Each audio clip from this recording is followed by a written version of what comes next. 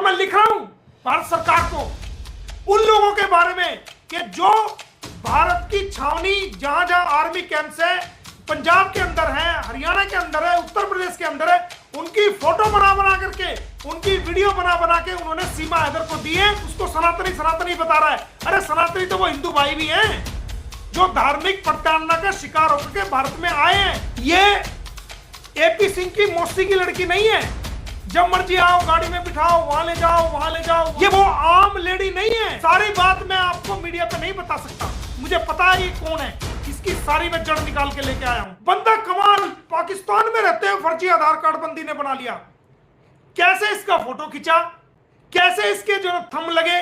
इसका मतलब ये है कि जब ये पहली बार नेपाल में आई थी तो ये उस वक्त भारत में आई थी। उस वक्त ये जब ये नेपाल में आई थी तो ये भारत में रैकी करके गई है। ये भारत में इलीगल तरीके से पहले भी आ चुकी है और भारत की रैकी करके गई है। ये साफ जाहिर हो गया। और अपने आधार कार्ड और वो पहले बनवा के गई है, क्योंकि जब आधार कार्ड बनता है अंगूठा भी लगता है, ये उंगली भी लगती है, ये सेकंड उंगली भी लगती है, फोर्थ भी लगती है, फिफ्थ भी लगती है, पांचों दसों की दसों उंगली लगती है जब आधार कार्ड बनता है भारत के अंदर। इसका मतलब आप भारत में पहले आए हो, आपने भारत में पहले इलीगल एंट्री मारी है, आप भारत की रेकी करके गए हो, फर्जी आधार कार्ड बनवा के गए हो। यहां पर मैं लिख रहा हूं,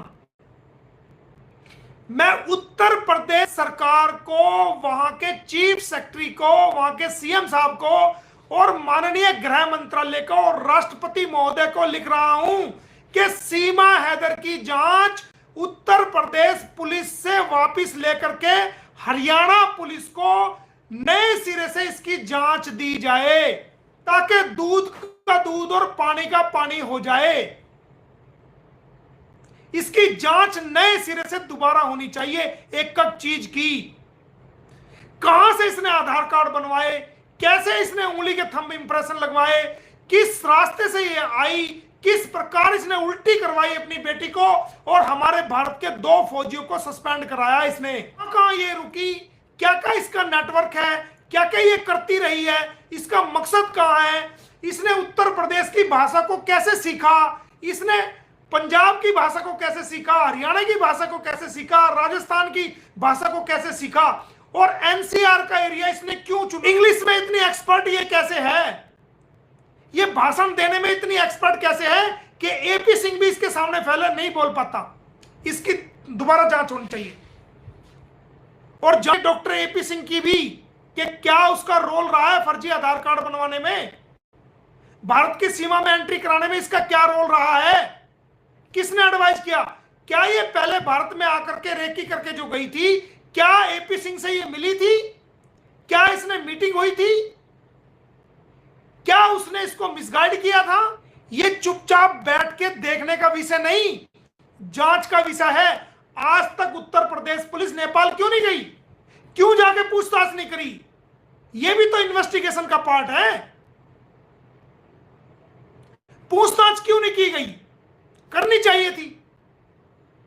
मैं जल्दी उत्तर प्रदेश सरकार को, गृह मंत्रालय भारत सरकार को, माननीय राष्ट्रपति को एक रिक्वेस्ट देना चाह रहा हूं कि उत्तर प्रदेश से ये केस वापस लेकर के हरियाणा पुलिस को सौंपा जाए, क्योंकि मामला हरियाणा का बनता है।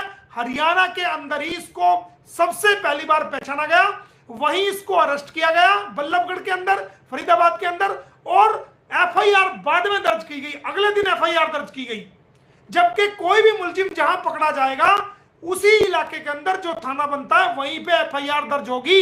इसको 3 तारीख 7वां महीना 2023 में जो अरेस्ट किया गया, चंद्रावली नाला बल्लभगढ़ एरिया फरीदाबाद से, और अगले दिन इसकी एफआईआर दर्ज की गई रबूपुरा के अंदर हल्की धाराओं के अंदर।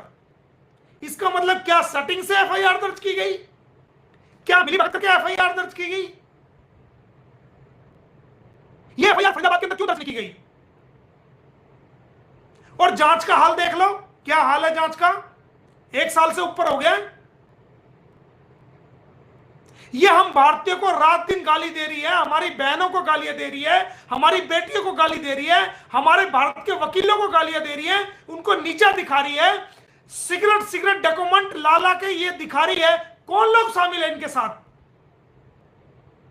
क्या जो लोग सिगरेट डॉक्यूमेंट इसको सीमा को दे रहे हैं, उन लोगों ने भारत की छावनी जहां जहां आर्मी कैंप है उनके फोटो और वीडियो बना करके भी पाकिस्तान में पहुंचाए हैं? इसका मतलब तो उनकी भी जांच की जानी चाहिए। और मैं लिख रहा हूं भारत सरकार को उन लोगों के बारे में कि जो भारत की छावनी जहां जहां आर्मी कैंप्स है, पंजाब के अंदर है, हरियाणा के अंदर है, उत्तर प्रदेश के अंदर है, उनकी फोटो बना करके, उनकी वीडियो बना के उन्होंने सीमा हैदर को दी है, और सीमा हैदर ने वो कहां पहुंचाई है, ये जांच का विषय है। कौन है ये देशद्रोही? इनके खिलाफ जो है देशद्रोह का मुकदमा दर्ज मैं करने जा रहा हूं। जब आप डॉक्यूमेंट दे सकते हो तो इसका मतलब आपने भारत की आर्मी कैंप्स के नक्शे, भारत की आर्मी कैंप्स के फोटो, भारत की आर्मी कैंप्स के तमाम वीडियो आपने सीमा हैदर को दिए। आपने वो पाकिस्तान में पहुंचवाए हैं या अपने आकाओं तक पहुंचवाए जहां जहां उनको जाना चाहिए। आपने भारत की सुरक्षा के साथ बहुत बड़ा खिलवाड़ किया है, तो क्यों ना आपकी इंक्वायरी कराई जाए बड़े लेवल पे, क्यों ना आपके खिलाफ एफआईआर दर्ज कराई जाए। भारत की आंतरिक सुरक्षा से आपने खिलवाड़ किया है तो क्यों ना आपकी इंक्वायरी कराई जाए। और मुझे पता है कौन लोग हैं वो पंजाब से हैं, तो उन्होंने तो ये काम किया, उन्होंने अपने ईमान को 101% पैसों के लालच में बेचा होगा और उन्होंने भारत की आंतरिक सुरक्षा को भी खतरे में डाला होगा। मैं और मिल रहा हूं होम मिनिस्ट्री में जाकर के उनकी इंक्वायरी करवा रहा हूं बहुत बढ़िया वाली, और कौन कौन लोग शामिल है उसके अंदर। और एपी सिंह को क्या इंटरेस्ट है कि एक पाकिस्तान की आई हुई एक इलीगल ट्रेसपासर्स के रात दिन मक्खी की तरह सामने, 1 साल हो गया उसके आगे पीछे घूमते हुए, क्या कारण है? पाकिस्तान से तो और बहुत सारे हिंदू भारत में आए हुए हैं, कश्मीरी गेट दिल्ली में रहते हैं, भोपाल के अंदर है, राजस्थान के अंदर है, कश्मीर के अंदर है, फरीदाबाद के अंदर है, उनके पास तो कभी नहीं जा रहा है। एक मुसलमानी का के पास इसका क्या इंटरेस्ट है? उसको सनातनी बता रहा है। अरे सनातनी तो वो हिंदू भाई भी हैं जो धार्मिक प्रताड़ना का शिकार होकर के भारत में आए हैं। वो हिंदू भाई भी तो हैं, वो भी तो सनातनी होंगे, वो भी तो प्रभु श्री राम को मानते होंगे, वो भी तो हनुमान जी को मानते होंगे, वो जो शिव जी महाराज को मानते होंगे, वो भी तो शिव भक्त होंगे। वो सनातनी नहीं है क्या? यह सबसे बड़ी सनातनी ये है जो खूब गौ माता का मांस खा के आई है, और अपने जो मैसेज वहां पाकिस्तान में करती है उसमें कहती है कि मैं तो मुसलमान की मुसलमान हूं, मेरे बच्चे भी मुसलमान हैं, जो ना केवल भारत की आंखों में धूल झोंक रही है बल्कि पूरे भारत सरकार की आंखों में धूल झोंक रही है। तो एपी सिंह को ऐसा क्या लालच है, मेरी समझ में नहीं आई बात। 1 साल से हर हफ्ते सुबह शाम सीमा सुबह शाम अपनी गाड़ियों में लेके घूम रहे हो। क्यों भाई? एक वकील का कर्तव्य है कि क्लाइंटों को अपनी गाड़ियों में लेके घूमे, होटलों में लेके जाए, और प्रेस कॉन्फ्रेंस आप करा रहे हो। भारत सरकार की परमिशन के बिना कोई भी पाकिस्तानी भारत में प्रेस कॉन्फ्रेंस नहीं कर सकता। आपको कानून पता नहीं है, वकील हो आप। भारत सरकार और गृह मंत्रालय की मंजूरी के बगैर कोई भी पाकिस्तानी व्यक्ति जिसके खिलाफ एफआईआर दर्ज है और ट्रायल फेस कर रहा है या उसकी इन्वेस्टिगेशन पेंडिंग है, वो किसी भी कैमरे का सामना नहीं कर सकता। Section 11A Indian foreign act 1946 पढ़ लेना अगर ना पता हो तो। मोमिन कानून बता रहा है आपको। एपी सिंह, भारत सरकार की किस परमिशन के अकॉर्डिंग आप प्रेस कॉन्फ्रेंस करा रहे हैं इसकी, सीमा हैदर की, बताओ। कोई भी पाकिस्तानी भारत सरकार की परमिशन के बगैर एक स्थान से दूसरे स्थान पर नहीं जा सकता। जो एड्रेस उसने दिया है, अगर उस घर को छोड़ के वो तीसरे घर में भी जाएगा तो सबसे पहले पुलिस अधिकारियों को सूचित करेगा, गृह मंत्रालय को सूचित करेगा। अगर मामला कोर्ट में पेंडिंग है तो वो कोर्ट को सूचित करेगा कि जनाब मैं फला फला जगह जा रहा हूं। अगर डॉक्टर के भी जाएगा ना इमरजेंसी, तब भी पुलिस अधिकारी को या उस जांच अधिकारी को जहां उसके पास केस पेंडिंग है और वो केस चल रहा है, उसको लिखित में सूचना देगा कि मैं फला फला डॉक्टर के पास जा रहा हूं और इस टाइम जाऊंगा। उसकी लिखित सूचना को रोजनामचे के अंदर पुलिस डिपार्टमेंट उसकी रपट को लिखेगा कि आज सीमा हैदर वाइफ ऑफ गुलाम हैदर और मोहल्ला फला फला रबूपुरा पाकिस्तानी जिसका केस एफआईआर नंबर फला फला है चल रहा है, वो डॉक्टर के पास अपना इलाज कराने के लिए फला फला डॉक्टर के पास जा रही है। इस टाइम पे इतने बजकर इतनी मिनट पर उसको यहां से रवाना किया जाता है उस डॉक्टर के पास, और उसके साथ सरकारी कर्मचारी जाएगा।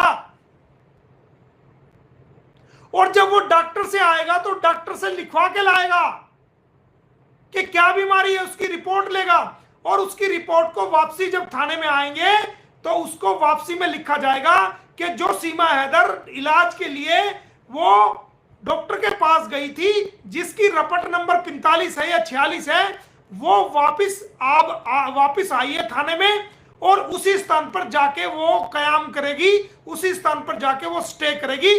और डॉक्टर साहब ने ये मुलाजा फरमाया है कि इसको फला फला फला बीमारी है, या ये फला फला टेस्ट की जरूरत है, या ये फला फला उसको दोबारा आना पड़ेगा। ये तमाम बातें कानूनी बातें बता रहा हूं मैं, बच्चों का काम है।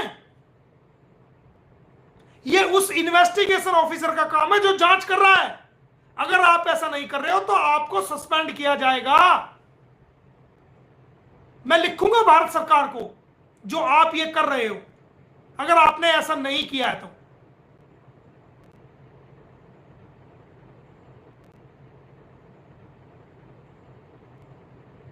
ये एपी सिंह की मौसी की लड़की नहीं है, जब मर्जी आओ गाड़ी में बिठाओ, वहां ले जाओ, वहां ले जाओ, वहां ले जाओ। इसका मतलब तो आप इसको जो गाजियाबाद में नेवी का हमारा और जो एयरफोर्स का स्टेशन है, आप तो वहां भी लेके गए होंगे, जो रिस्ट्रिक्टेड एरिया है जहां पर कोई पाकिस्तानी जा ही नहीं सकता। वहां पर बोर्ड लगे रहते हैं कि रिस्ट्रिक्टेड एरिया, कोई भी पाकिस्तानी व्यक्ति, कोई भी फॉरेनर्स व्यक्ति इसके एरिया के आसपास भी दिखाई नहीं देना चाहिए। वहां पर मनाही है, जो लोग वीजा लेके आते हैं उनको भी मनाही है वहां पर जाना।